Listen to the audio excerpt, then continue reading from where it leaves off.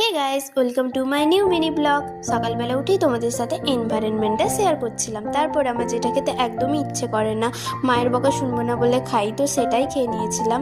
তারপর চলে গেছিলাম একদম স্নান করতে।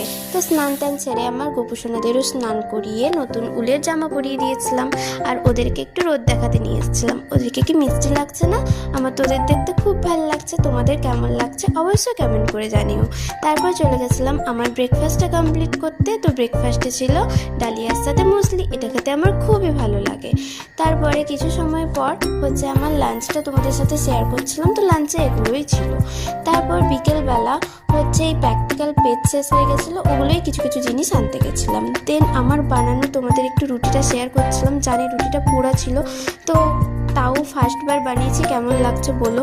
তো এটাই আমার রুটি। যাই হোক, খাওয়ার পর একটুখানি হাঁটাচলা করি সামনেরটা, আমি আর মনু। তো এটা দেখেই ব্লগটা শেষ করছি। টাটা।